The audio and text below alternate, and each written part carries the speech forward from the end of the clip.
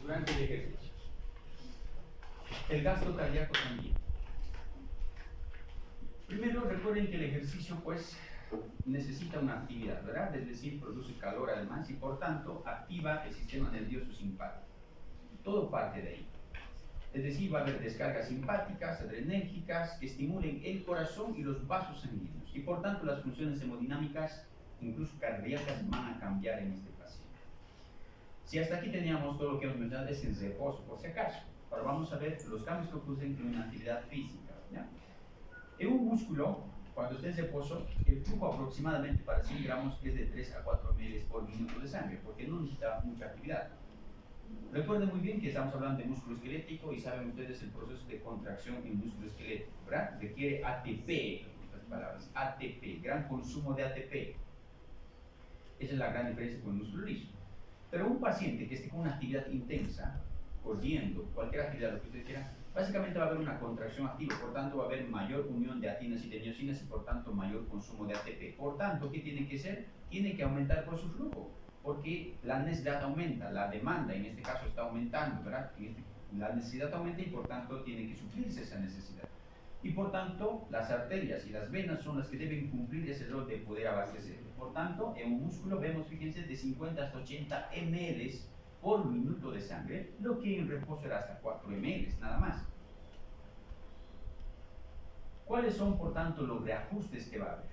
Primero, en toda la parte periférica, sistémica, arterial, va a haber una vasoconstricción. Y en el corazón va a haber una taquicardia. ¿Por qué? Como se activa, el sistema nervioso autónomo se activa gracias a la actividad física, por tanto el corazón va a empezar a latir más. Va a haber descargas simpáticas al nodo sinusal. El nodo sinusal envía potenciales de acción hacia el corazón para que aumente su contractilidad cardíaca. En otras palabras, si eran 5 litros, el gasto cardíaco normal en reposo aumentan ahora 3, 4, 5, hasta 9 veces más. Por tanto, el gasto cardíaco aumenta, el volumen sistólico aumenta, porque la contractilidad, en este caso cardíaco, aumenta drásticamente para suplir, en este caso, las necesidades metabólicas de los músculos que ahora lo están necesitando. Entonces, lo que sucede es que esta taquicardia va a producir, por tanto, la mayor expulsión de sangre y se presenta en gasto cardíaco elevado. Periféricamente, en las arterias, por otra parte, yo voy a encontrar una vasoconstricción, porque recuerden que las vías simpáticas en el músculo liso, ¿qué cosa producen? Vasoconstricción. ¿Para qué me va a servir la vasoconstricción? Si el gasto cardíaco está aumentado, va a haber vasoconstricción, permite que básicamente sea disparada con fuerza la presión de las arterias, básicamente disparen con mucha fuerza hacia el lugar donde se le esté necesitando. Y localmente, sin embargo, va a haber una vasodilatación. Si sistémicamente está habiendo una vasoconstricción, pero localmente, es decir, donde el músculo necesita, las arterias estarán con una vasodilatación. Vasodilatación local, vasoconstricción sistémica y un corazón con descargas simpáticas a repetitivas. Lo que produce, en otras palabras, va a ser aumento de gasto cardíaco, presión arterial aumentada, va a haber hipertensión arterial en los pacientes con buen flujo, ¿verdad? Eso es lo que va a haber. Entonces aquí tenemos el cuadrito. Acción de vasoconstrictores sistémicos, sí. Adrenalinas, noradrenalinas, todas las catecolaminas por las vías simpáticas se descargan sistémicamente. Vasoconstrictores locales, no sistémicos, locales, en el músculo, sitios de acción donde está necesitándose.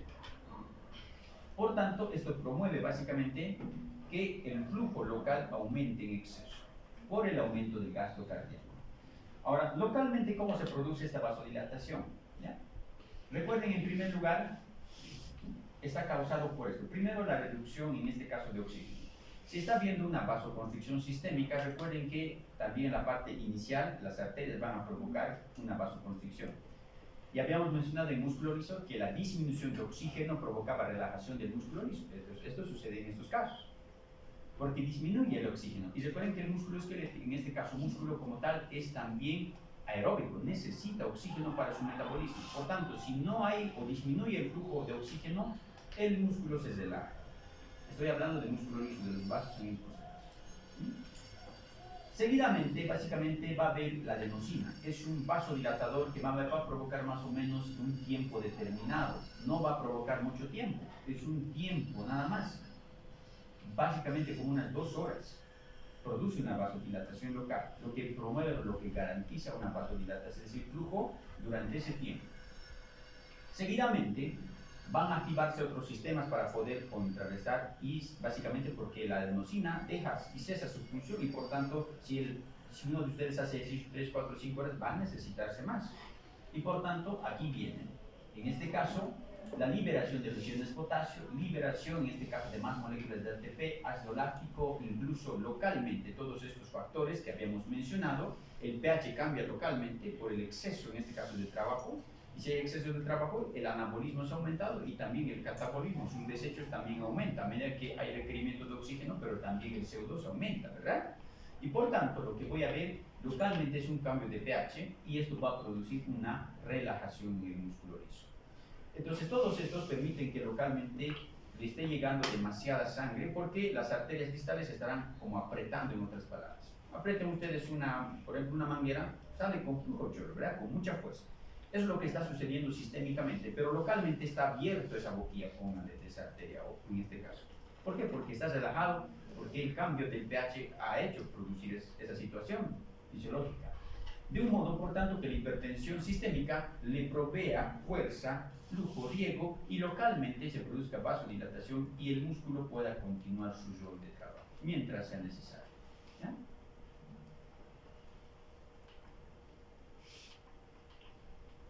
Los reajustes, por tanto, para resumir otra vez.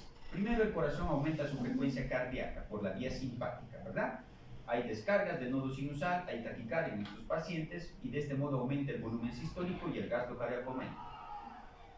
Por tanto, es eso. Segundo, la presión, en este caso sistémica, se aumenta porque el gasto cardíaco aumenta, y habíamos mencionado por las propiedades de distensibilidad y capacitancia, obviamente mayor volumen, necesita aumentarse la presión. Entonces va a haber una hipertensión arterial sistémica, y están los pilares. Hipertensión arterial sistémica, vasodilatación local, flujo local aumentado por los mecanismos que hace rato les he mencionado, y por tanto hay un reajuste cardiocirculatorio, ¿verdad? Esos son los que va a haber, ¿ya? Ahora, sistémicamente hay vasoconstricción. Sin embargo, el encéfalo, es decir, la masa cerebral y el corazón, no sufren de estos cambios, por si acaso. ¿Por qué? ¿Alguien me quiere decir? ¿Qué? ¿Cómo? ¿Por qué no puede haber vasoconstricción en esos dos órganos durante el ejercicio? Salvo en patología. Estoy hablando de algo fisiológico, no es patología. ¿Por qué? Es el cerebro. No puede haber hipoperfusión en el cerebro fisiológicamente. Si va a haber vasoconstricción, hay menor flujo. Por tanto, el encéfalo no se puede dar esos gustos de disminuir su flujo de oxígeno. Es el que comanda. Y segundo, el corazón. ¿Por qué?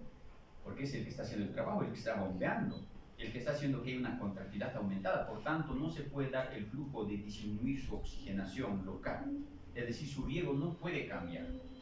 Por tanto, corazón y cerebro no cambian, no hacen, o hacen muy poco efecto vasoconstricción en relación a la parte sistémica que está viendo dado al ejercicio. Porque el aporte de oxígeno y de nutrientes a estos sitios no puede variar, salvo en patologías, pero fisiológicamente nunca debe cambiar porque son órganos de muy, en este caso, de alto valor. Pero sistémicamente, pues está viendo lo que les he mencionado, ¿ya? Y ahí tenemos el aumento de la presión arterial, ¿verdad? Entonces, básicamente una vasoconstricción, aumento del bombeo cardíaco, aumento del gasto cardíaco que se presenta en el aumento de la presión arterial, ¿ya? Entonces, esto es para que ustedes ya se lo graben, aunque sea así, si es así, el aumento por la actividad simpática, siempre simpática, ¿ya? Aquí tengo un dato importante, fíjense, de 170 a 190 latidos por minuto, vayan a hacer ejercicio, mídanse su frecuencia cardíaca, cuánto hace, ¿no? Y dependiendo de eso, calculen su volumen sistólico, ¿ya? Calculen su volumen sistólico. Y de ahí van a tener un promedio más o menos de cuánto se eleva su gasto cardíaco durante ese periodo que ustedes están de ejercicio. Ahora, aquí viene la parte venosa. Si ha habido un aumento, en este caso, de riego sanguíneo a nivel arterial, ¿esa misma sangre debe regresar al corazón o no? Tiene que regresar necesariamente. Por tanto, el retorno venoso aumenta. Es decir, la precarga aumenta. Y por tanto, si hay aumento del retorno venoso, ¿cómo van a estar las presiones venosas periféricas? Si antes eran de 4, 7 hasta 9, ¿cuánto van a estar ahora? Aumentadas porque se presenta aumento de volumen. Si estaba 8 litros circulando sistémicamente, pues ahora esos 3 litros también tienen que regresar. Por tanto, las presiones periféricas aumentan. Y si aumenta la presión venosa periférica, ¿cómo está la presión venosa central? ¿Cómo va a estar? También aumentado, pues también aumentado. Es decir, ya no se drenará solo 70 ml de la aurícula hacia el ventrículo, se drenará 100 ml o más. El volumen telediastólico, por tanto, aumentará. Y otra vez el círculo vicioso, una y otra vez, ¿verdad? Continuamente. Aquí tengo un cuadro para explicar lo que hemos hablado. Presión en la aurícula derecha, el gasto cardíaco. Fíjense, circulación normal, presión venosa de 0,5 litros, normal, en reposo, 0.